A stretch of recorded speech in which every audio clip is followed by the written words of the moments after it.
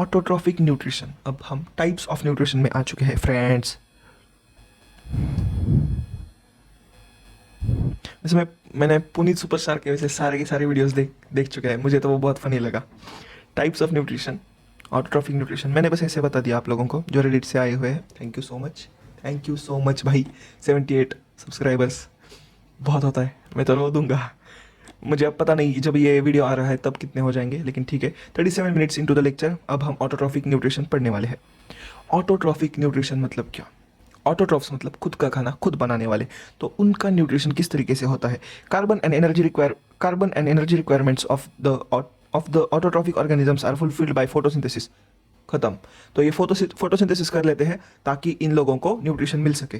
The material is taken from the form of carbon dioxide and water. तो जो basic material लगता है photosynthesis करने के लिए, तो उसका नाम है कार्बन, दूसरा है कार्बन डाइऑक्साइड, दूसरा है water.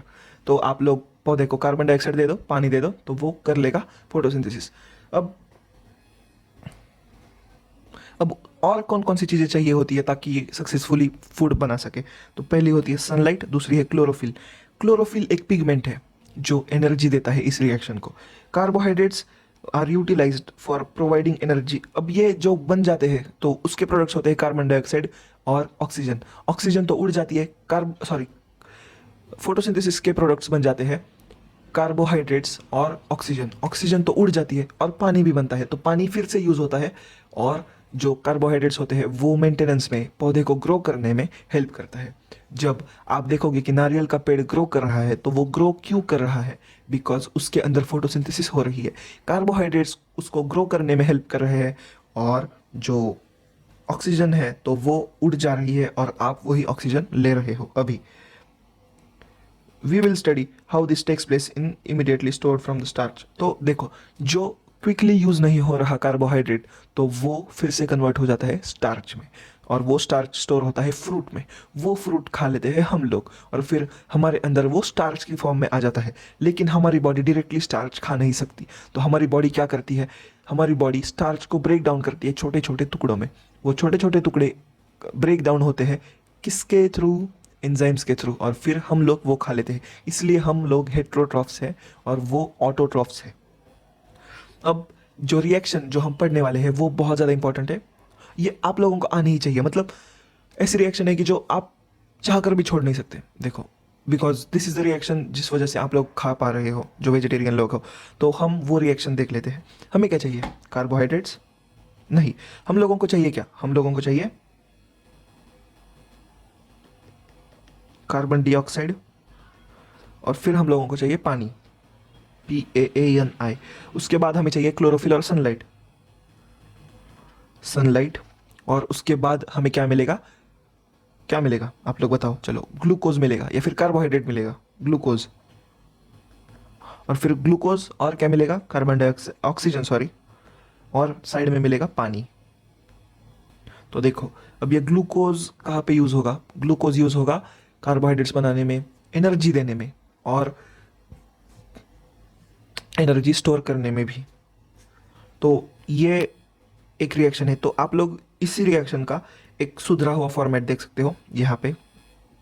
C6CO2 plus 12H2O chlorophyll और सनलाइट के प्रेजेंस में बना देता है C6H12O6, C6H12O6, C6H12O6, C6H12O6, C6H12O6 glucose का फॉर्मूला है, हमेशा के लिए आप लोगों को याद रखना है। अब मैं इतना ज़्यादा स्ट्रेस क्यों ले रहा हूँ इसका? Because this is like very very important formula. 1 minute में मैं सर्च कर रहा हूँ।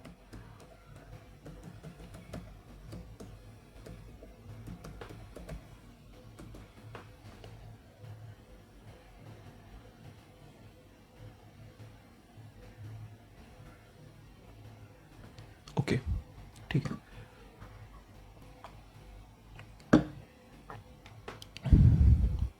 तो ये अब हम इस प्रोसेस में, जब ये फोटोसिंथेसिस हो रही है, तो उस प्रोसेस में एक्चुअली क्या हो रहा है वो डिस्कस करेंगे। The following events occur during this process. पहला, absorption of light energy by chlorophyll. Chlorophyll light energy लेता है और फिर इस रिएक्शन को एनर्जी देता है। बिकॉज ये इस रिएक्शन में भी एनर्जी पैक हो रही है indirectly.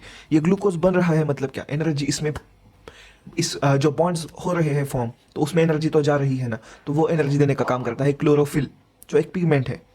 Conversion of light energy to chemical energy and splitting of water molecule into hydrogen and oxygen.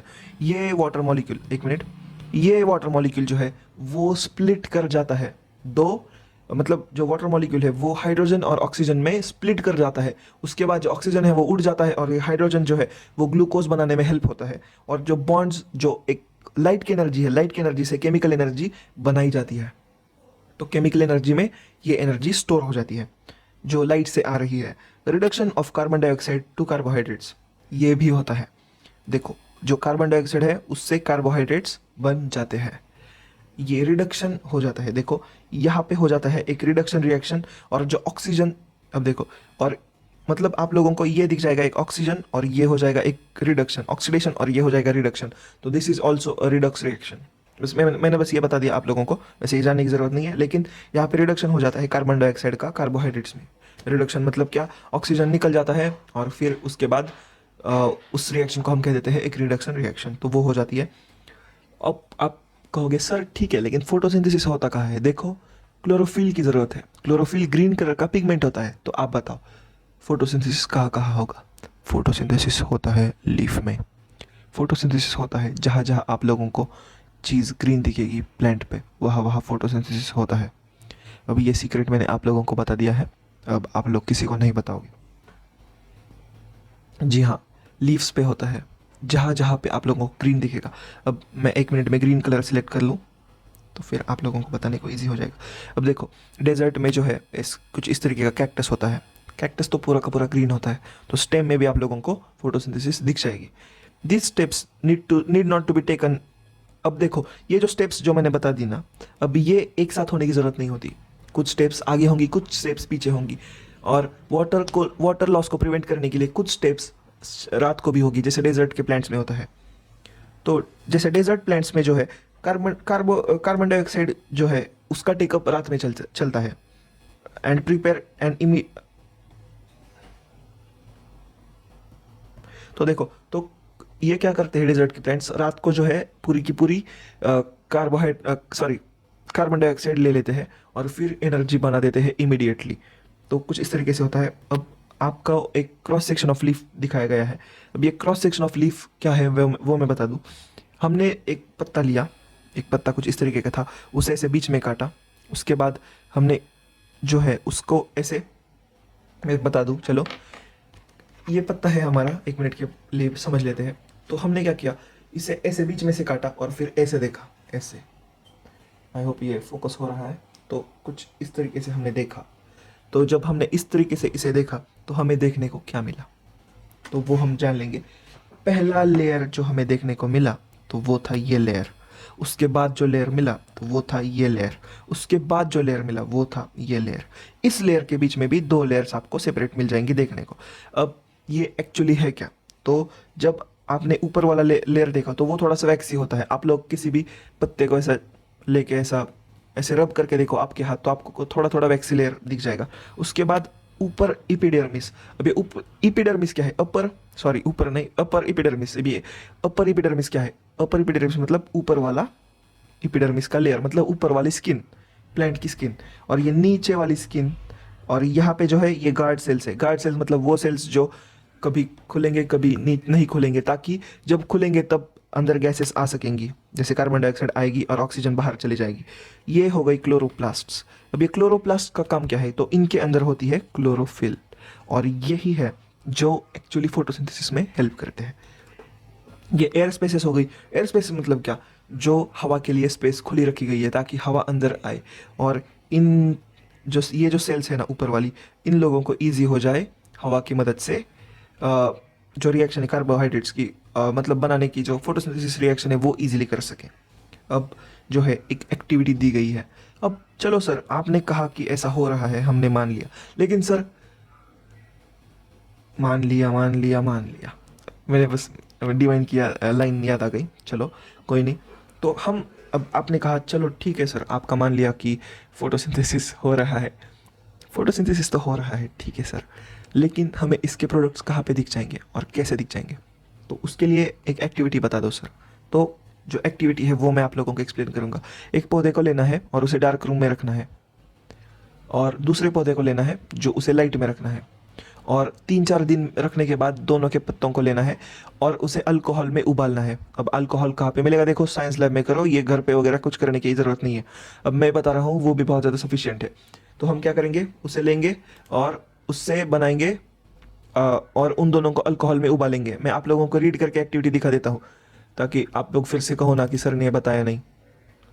वैसे कोई चिल्लर एक्टिविटी है, लेकिन कोई नहीं, करना पड़ेगा, करना पड़ता है।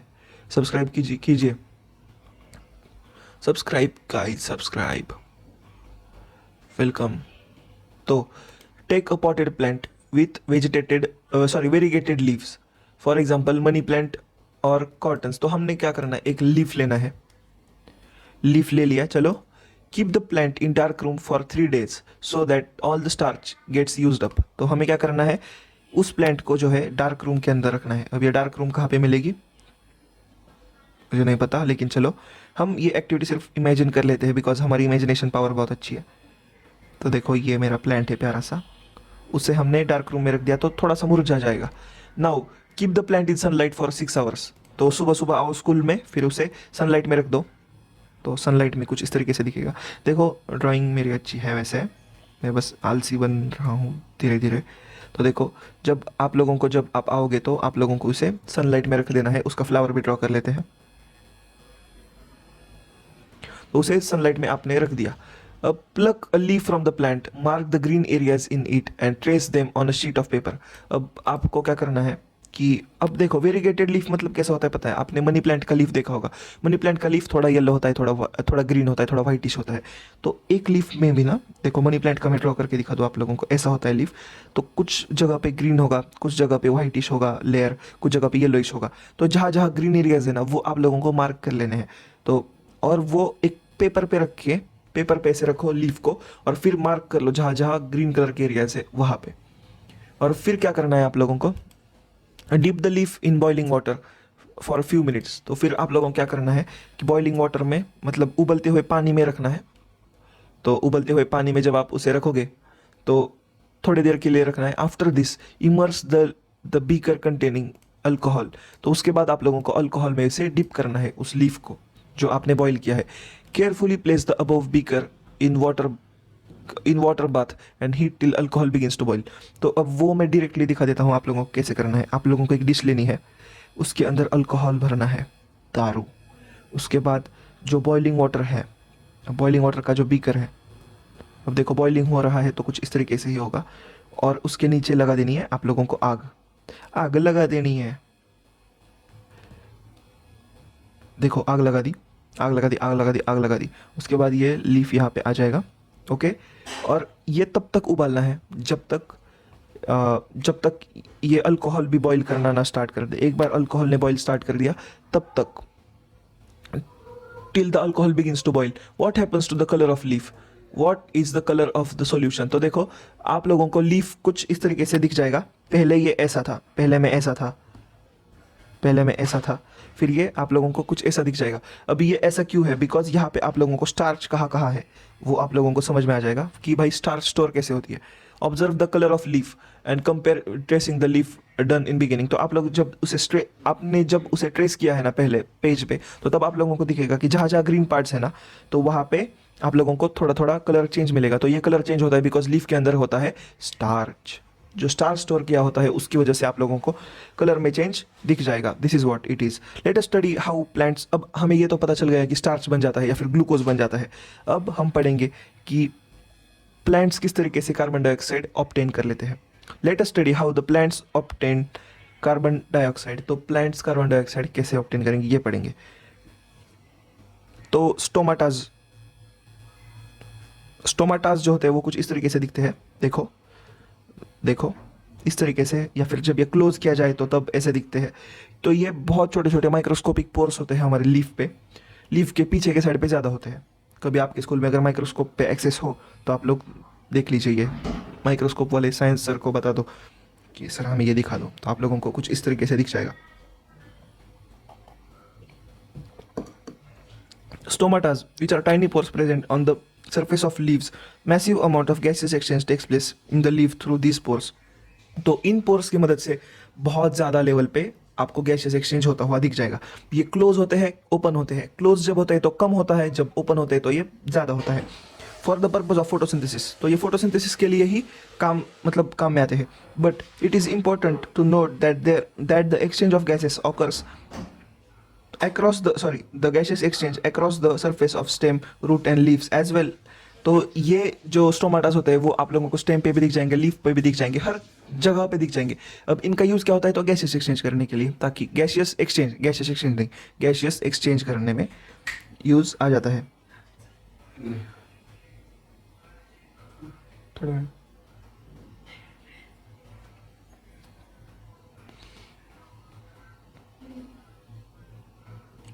तो जो है गैसेस एक्सचेंज करते हुए बहुत ज़्यादा जो है आप लोगों को लॉस होता हुआ दिख जाएगा पानी का. तो ये पानी का लॉस कम करने के लिए क्या करता है, जब ज़रूरत है तब ही ओपन तो जब ज़रूरत है तब ही ओपन करता है स्टोमाटा. जब ज़रूरत नहीं है तब नहीं करता open stomata. So plants close this pore when it is not needed. When it does not need carbon dioxide for photosynthesis. The opening and closing of pores is the function of guard cell. तो ये guard cells जो होते हैं ना, हमने यहाँ पे पढ़े. तो देखो ये तो इनका काम होता है. तो देखो इनका काम होता, अरे ग्रीन कलर कहाँ पे, हाँ, तो इनका काम होता है ये क्लोज और ओपन करना. हो गया.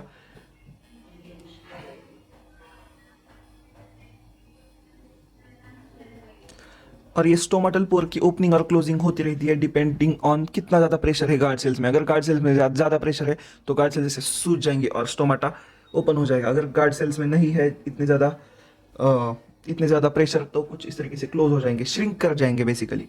तो बस ये जाना है हमने स्टोमाटा में. अब स्टोमाटा कुछ इस तरीके से दिखता है. आप लोग यहाँ पे स्टोमाटा देख सकते हो.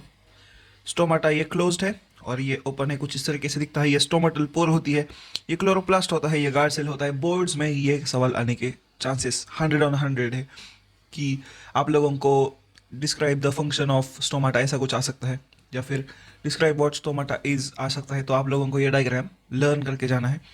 ये डायग्राम का ईजी वे कैसे होगा ड्रॉ करने का, तो वो मैं बता दूँ. कुछ इस तरीके से आपको ये बीन शेप्ड चीज़ें ड्रॉ करनी है. ऐसे रुक जाओ एक मिनट. ऐसे ड्रॉ करना है बीन शेप चीज़. उसके बाद कुछ इस तरीके से, और ये कुछ इस तरीके से ड्रॉ करना है. यहाँ पे ऐसे ऐसे ऐसे करना है, ये ऐसे ऐसे ऐसे करना है.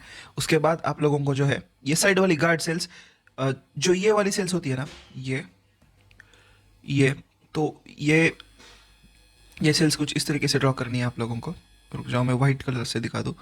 देखो इस तरीके से, इस तरीके से, इस तरीके से, इस तरीके से और इस तरीके से ऐसे अंदर ड्रॉ कर लेनी है. और ये हो गई स्टोमाटल पोर, ये हो गई गार्ड सेल्स, ये हो गई गार्ड सेल्स, और ये हो गए यहाँ पे डॉट डॉट डॉट जो है वो हो गए अपने क्लोरोप्लास्ट. इजी. और एक एक्टिविटी देख लेते हैं. अब ये एक्टिविटी किस लिए है, पहले हम एक्टिविटी करनी कैसे है वो देख लेते हैं. टेक 2 हेल्दी पॉटेड प्लांट्स, मतलब 2 हेल्दी पॉटेड प्लांट्स, मतलब जो पॉट में रखे गए हैं वैसे 2 प्लांट्स ले लो. ये पॉट हो गया, ये पॉट होता है, और इस पॉट के अंदर रखे हुए 2 हेल्दी प्लांट्स ले लो. Keep them in a dark room for 3 days. तो ये एनसीईआरटी वालों को हर चीज़ डार्क रूम में रखने की आदत है. तो take it, keep it in a dark room. Now place each plant on a separate glass plate. तो सेपरेट ग्लास प्लेट्स के ऊपर ऐसे रख दो इनको. और एक जो प्लांट है ना उसके अंदर एक वॉच ग्लास मतलब छोटी सी डिश, उस डिश में रख दो पोटेशियम हाइड्रोक्साइड को. और दूसरे में कुछ भी मत रखो. तो यहाँ पे आप लोगों को पोटेशियम हाइड्रोक्साइड वाली डिश दिख जाएगी. यहाँ पे कुछ भी मत रखो. अब उसके बाद आपको क्या करना है, cover both plants with separate bail jars. ये बेल जार कुछ इस तरीके से बेल के शेप वाला जार होता है, इसमें दोनों को कवर करके रखो. अब आगे use vaseline to seal the bottom of jars. तो यहाँ पे आप लोगों को वैसलीन लगाना है ताकि ये जार्स फिट हो जाए और हवा अंदर ना जाए और ये एयर टाइट चेम्बर बन जाए. उसके बाद क्या करना है, keep the plant in sunlight for 2 hours. Pluck a leaf off each. तो देखो आप लोगों को इसे धूप में रखना है 2 से 3 घंटे तक. अब ये धूप में क्यों रखना है 2 से 3 घंटे तक, ताकि ये फोटोसिंथेसिस वापस से स्टार्ट कर सके। अब देखो, फिर उसके बाद आप लोगों को क्या करना है, एक एक पत्ता लेना है दोनों का, और फिर एक एक पत्ता लेकर दोनों का आप लोगों को कर देना है उसका स्टार्च टेस्ट। अब स्टार्च टेस्ट कैसे करोगे, सेम उस लीफ को उबालो, फिर अल्कोहल को उबालो, अल्कोहल में डालो, फिर उसके बाद ऊपर से एक आयोडीन का शायद पिगमेंट डालो, और फिर आप लोगों को स्टार्च है या नहीं है वो दिख जाएगा। तो देखो, जब आप इसका एक पत्ता और इसका एक पत्ता लोगे और दोनों का स्टार्च टेस्ट करोगे तो इसके अंदर स्टार्च आएगा ही नहीं, इसका मतलब यहाँ पे फोटोसिंथेसिस होगा ही नहीं। तो फिर आप लोगों को सरप्राइज मिल जाएगा, सरप्राइज सरप्राइज, कि भाई यहाँ पे क्यों नहीं दिखा। तो देखो, जो वॉश वॉच ग्लास में जो पोटेशियम हाइड्रोक्साइड है ना, तो ये पोटेशियम हाइड्रोक्साइड हवा में जितना भी कार्बन डाइऑक्साइड है उसे खींच लेता है। तो इस प्लांट को CO2 मिलेगा ही नहीं, तो ये फोटोसिंथेसिस करेगा ही नहीं, बिकॉज फोटोसिंथेसिस के लिए कार्बन डाइऑक्साइड ज़रूरी होता है।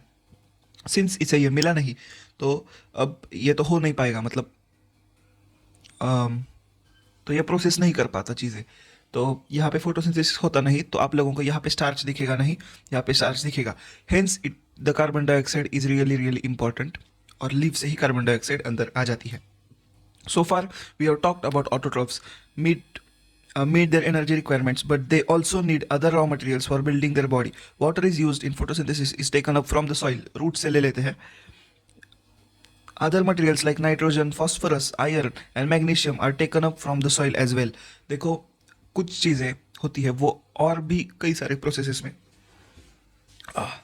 काम आती है।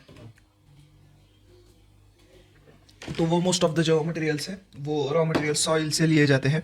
नाइट्रोजन जो है तो वो प्रोटीन बनाने में यूज़ आ जाता है, तो वो भी एक इनऑर्गेनिक नाइट्रेट है या फिर नाइट्राइट की फॉर्म में लिया जाता है। आपने कभी देखा होगा कि अगर आपके आसपास कोई खेत है तो वो लोग नाइट्रेट बहुत ज़्यादा डालते हैं, NPK भी डालते हैं खेत में। NPK मतलब नाइट्रोजन, फॉस्फोरस और पोटेशियम, तो ये भी चीज़ें अपने खेत में बहुत ज़्यादा डालते हैं। तो इनसे क्या होता है ना, ताकि ये पौधे ठीक से ग्रो कर सके, इसलिए ये लोग डालते हैं, तो वो भी ले लेते हैं। और एक दूसरी बात, प्लांट्स के रूट्स पे राइजोबियम नाम के बैक्टीरियाज होते हैं, तो वो इनको नाइट्रोजन भी दे देते हैं।